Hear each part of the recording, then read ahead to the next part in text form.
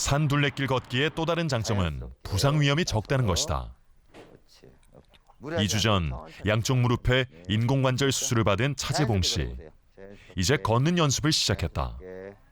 아직은 지금 현재 수술을 했기 때문에 이 근육이고 무엇이고 다 지금 혼이 났는가 걸기가 지금 불편해요. 앉는 것도 좀 부실하고 또 의자에 앉았다 일어날 때도 좀 불편하고 지금 현재 그래요. 차재봉 씨는 등산에 빠져 살았다. 안 가본 산이 없을 정도로 거의 매주 산을 탔다.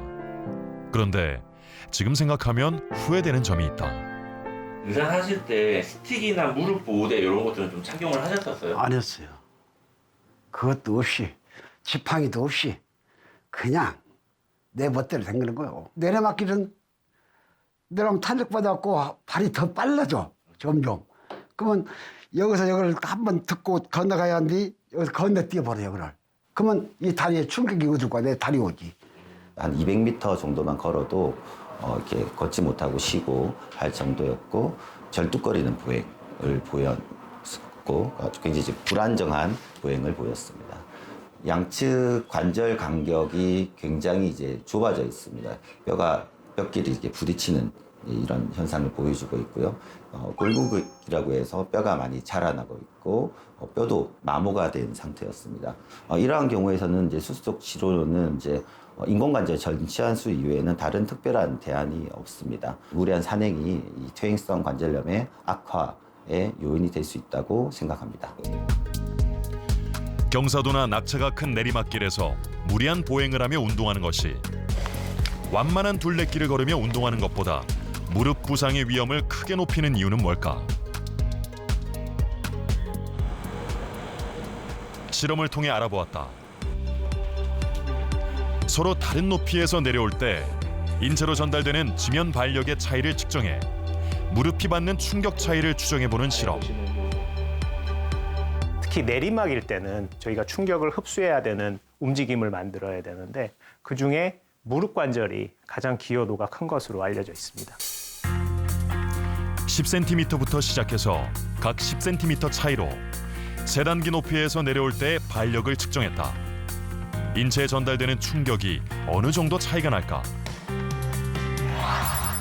제일 낮은 높이에서 내려올 때 체중의 1.5배 정도 충격이 전달됐다면 30cm 높이에서 내려올 때는 체중의 2배가 넘는 충격이 전달되는 것으로 측정됐다. 아마도 등산길에서 그 30cm에서 내려오는 정도의 강도 그리고 거기서 전달되는 충격을 경험하는 시간이 많을 겁니다. 빈도도 많아지고. 하지만 저희가 주변에서 쉽게 접할 수 있는 둘레길 같은 경우는 경사나 계단이 상당히 완만한 정도로 형성이 돼 있기 때문에 등산길보다는 부상의 위험이 상대적으로 낮아지지 않을까 생각이 듭니다.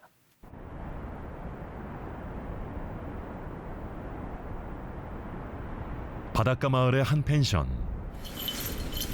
이곳을 운영하는 고창엽 씨. 봄철 손님 맞이 대청소가 한창이다. 그런데 가끔씩 무릎에 신경이 쓰인다. 왼쪽 무릎의 인공관절 때문이다. 무릎을 5년 전에 수술을 했어요. 근데 아프거나 이런 거는 없어요. 항상 조심하고 있기 때문에. 6년 전 왼쪽 무릎에 심한 통증이 느껴졌다. 인도 배낭여행을 마친 직후였다. 30kg 배낭을 메고 다닌 40일의 여정. 그 당시에 무릎에 그 이상 신호가 왔었어요. 그래가지고 이제 한국에 와서 주사도 맞고 또 약도 먹고 했는데 도저히 아파가지고 안 돼가지고 수술을 했어요. 인공관절 수술 후에 매일 실내 자전거를 타는 고창엽 씨. 체중 부담 없이 무릎이 부드러워지는 느낌이다. 또 한 가지 꾸준히 하는 운동은 둘레길 걷기. 오늘은 친구들과 함께 길을 나섰다. 이 길은 고창엽 씨가 무릎 수술하고 처음 걷기 연습할 때 가장 자주 다니던 길이다. 그런데 인공관절 수술을 하고 이렇게 산길을 걸어도 괜찮은 걸까? 뛰어다니거나 이러면은 무릎에 그 무리가 오겠지만은 스틱을 잡고 서서히 그 오르막 내리막을 천천히 다니면 무릎에는 전혀 무리는 없다고 생각해요. 차라리 닫고 다닐수록 무릎에 그 근육이 단단해진다고 봐야죠. 아주 좋아요. 예. 고창엽 씨의 둘레길 운동 비결은 등산용 스틱이었다. 스틱은 무릎을 보호할 수 있는 가장 좋은 그 도구라고 생각해요. 오르막 때도 그렇고 특히는 내리막에는 스틱으로 거의 그 체중을 절반은 스틱이 유지해 주니까 아주 스틱은 꼭 필요하다고 생각해요. 무릎 수술한 자는. 등산 스틱을 짚고 50분을 천천히 걸어 전망대에 도착했다. 등산 스틱은 실제 무릎이 받는 충격을 줄여주고 있을까? 스틱을 짚지 않고 내리막길을 내려올 때와 짚고 내려올 때 발생하는 발력 비교 측정 실험. 높이는 역시 10cm 차이, 3단계로 구분했다. 실험 결과 스틱 없이 내리막길을 내려올 때 발생하는 발력이 스틱을 짚은 경우 평균 25% 정도 감소하는 것으로 확인됐다.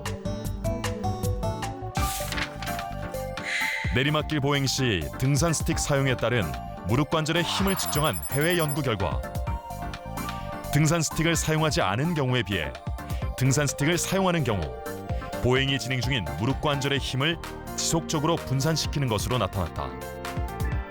내리막일 때 충격을 상당 부분 이 등산 스틱을 사용함으로써 줄일 수 있기 때문에 노화의 상징으로 여기지 마시고 잘 사용하시면 무릎 관절의 상해 요인을 상당히 줄이실 수 있을 거로 생각이 됩니다.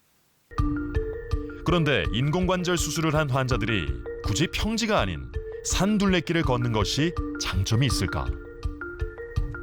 충격을 주면은 이거가 마모가 그 크랙이 간다 그러거든요. 소위 말해서 그 작은 미세한 금들이 가기 때문에 충격을 줄여주는 운동은 해야 돼요. 웬만한 둘레길들은 다 경사도가 그렇게 높지는 않거든요. 그렇기 때문에 둘레길 운동은 굉장히 인공관절 후에도 뭐 좋은 운동이라고 저는 생각합니다.